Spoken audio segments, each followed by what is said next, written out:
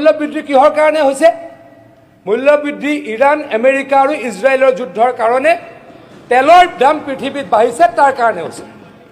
অধ্যক্ষ ডাঙৰীয়া, এইখন মোৰ হাতত লিষ্ট আছে, মই লগত সিন্ডিকেট হৈছে নে নাই? মই দৃঢ়তাৰে কৈছো লগত সিন্ডিকেট হৈছে নে নাই? অধ্যক্ষ ডাঙৰীয়া, মই অধ্যক্ষ ডাঙৰীয়া তেখেতৰ নিয়ম ডিষ্টাৰ্ব কৰাটো, অধ্যক্ষ ডাঙৰীয়া তেখেতৰ নিয়ম ডিষ্টাৰ্ব কৰাটো, ডাঙৰীয়া এখেতলোকে পাহৰি গৈছে। স্যাৰ, মোৰ সময়খিনিত কিন্তু কৈছিলে, মই যেতিয়া প্ৰস্তাৱটো পাছ কৰি আছিলো ছাৰ, মই যেতিয়া ছাৰ প্ৰস্তাৱটো পাছ কৰি আছিলো, তেতিয়া কিন্তু গোটেই বিজেপিৰ মানুহখিনিয়ে হুলস্থুল লগাই দিছিলে। ছাৰ, আগতে এইখিনিৰ পৰা ছাৰ অপজিশ্যনৰ বিধায়ক আছিলে, এতিয়া দুটালৈকে গুচি গ'ল। ছাৰ, কিয় গুচি গ'ল? ছাৰ, হিমন্ত বিশ্ব শৰ্মা ডাঙৰীয়াই, নৰেন্দ্ৰ মোদী ডাঙৰীয়াই দেশ আৰু ৰাজ্য ভালকে চলোৱাৰ কাৰণে আমাক ৰাইজে সমৰ্থন কৰিলে। আমাৰ মিত্ৰ জোটে 102টা সমষ্টিত জিকিলো আৰু অপজিশ্যনে মাত্ৰ সৰ্বকালৰ বেয়া ৰিজাল্ট কৰি 24টাত জিকিলে। তাৰপিছত এই হুলস্থুল কৰিলে অধ্যক্ষ ডাঙৰীয়া, মূল্যবৃদ্ধি মূল্যবৃদ্ধি। অধ্যক্ষ ডাঙৰীয়া, এইখন মোৰ হাতত চাৰ্ট আছে, আমাৰ ছাউথ ইষ্ট এছিয়াৰ দেশবিলাকত তেলৰ দাম কিমান বাঢ়িছে, তাত আছে, ইউৰোপৰো আছে, আমেৰিকাৰো আছে। অধ্যক্ষ ডাঙৰীয়া, ম্যানমাৰৰ এইখিনি সময়ত তেলৰ দাম বাঢ়িছে 89.7%। মালয়েছিয়াত তেলৰ দাম বাঢ়িছে অধ্যক্ষ ডাঙৰীয়া 56.3%। পাকিস্তানত অধ্যক্ষ ডাঙৰীয়া তেলৰ দাম বাঢ়িছে 54.9%। ইউনাইটেড ষ্টেট অফ আমেৰিকাত অধ্যক্ষ ডাঙৰীয়া তেলৰ দাম বাঢ়িছে 44.5%।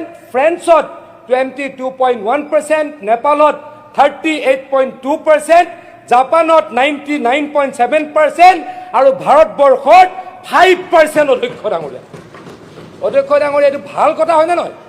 নৰেন্দ্ৰ মোদী ডাঙৰীয়াই দেশখন ভালকে চলাইছে, পৃথিৱীত 40% এভাৰেজত তেলৰ দাম বাঢ়িছে আৰু আমাৰ দেশ ভাৰতবৰ্ষত মাত্ৰ 5% বাঢ়িছে। অধ্যক্ষ ডাঙৰীয়া, কংগ্ৰেছ দলৰ কেইবাখনো ষ্টেটতো চৰকাৰ আছে, তেওঁলোকে কিহৰ মূল্য বৃদ্ধিৰ কথা কয়? তাতে ভেট কমাই দিলেই হৈ গ'ল। তেলেংগানাত ভেট কমাই দিয়ক, কৰ্ণাটকাত ভেট কমাই দিয়ক, কেৰেলামত ভেট কমাই দিয়ক, তাতেতো ভেট কমোৱা নাই আৰু ইয়াত আহি তেওঁলোকে আন্দোলনৰ নাটক কৰে। মূল্যবৃদ্ধি কিহৰ কাৰণে হৈছে? মূল্যবৃদ্ধি ইৰাণ, আমেৰিকা আৰু ইজৰাইলৰ যুদ্ধৰ কাৰণে তেলৰ দাম পৃথিৱীত বাঢ়িছে, তাৰ কাৰণে হৈছে। অধ্যক্ষ ডাঙৰীয়া, এইখন মোৰ হাতত লিষ্ট আছে, মই লগত সিন্ডিকেট হৈছে নে নাই? মই দৃঢ়তাৰে কৈছো, লগত সিন্ডিকেট হৈছে নে নাই? অধ্যক্ষ ডাঙৰীয়া, মই অধ্যক্ষ ডাঙৰীয়া তেখেতৰ নিয়ম ডিষ্টাৰ্ব কৰাটো, অধ্যক্ষ ডাঙৰীয়া তেখেতৰ নিয়ম ডিষ্টাৰ্ব কৰাটো, ডাঙৰীয়া এখেতলোকে পাহৰি গৈছে।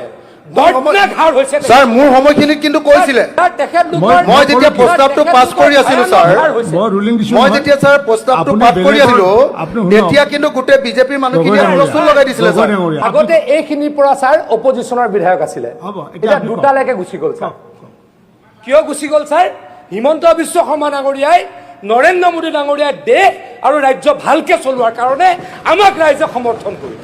আমাৰ মিত্ৰ জোটে 102টা সমষ্টিত জিকিলো আৰু অপজিশ্যনে মাত্ৰ সৰ্বকালৰ বেয়া ৰিজাল্ট কৰি 24টাত জিকিলে। তাৰপিছত এই হুলস্থুল কৰিলে অধ্যক্ষ ডাঙৰীয়া, মূল্যবৃদ্ধি মূল্যবৃদ্ধি। অধ্যক্ষ ডাঙৰীয়া, এইখন মোৰ হাতত চাৰ্ট আছে, আমাৰ ছাউথ ইষ্ট এছিয়াৰ দেশবিলাকত তেলৰ দাম কিমান বাঢ়িছে, তাত আছে, ইউৰোপৰো আছে, আমেৰিকাৰো আছে। অধ্যক্ষ ডাঙৰীয়া, ম্যানমাৰৰ এইখিনি সময়ত তেলৰ দাম বাঢ়িছে 89.7%।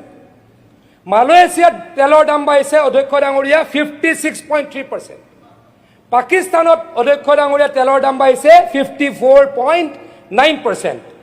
ইউনাইটেড ষ্টেট অফ আমেৰিকাত অধ্যক্ষ ডাঙৰীয়া তেলৰ দাম বাঢ়িছে 44.5%।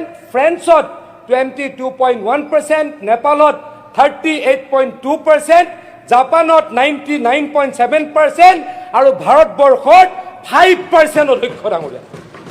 অধ্যক্ষ ডাঙৰীয়া, এইটো ভাল কথা হয়নে নহয়?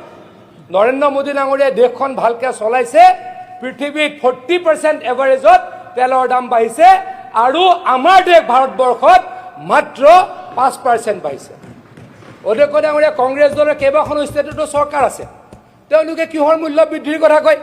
তাতে ভেট কমাই দিলেই হৈ গ'ল।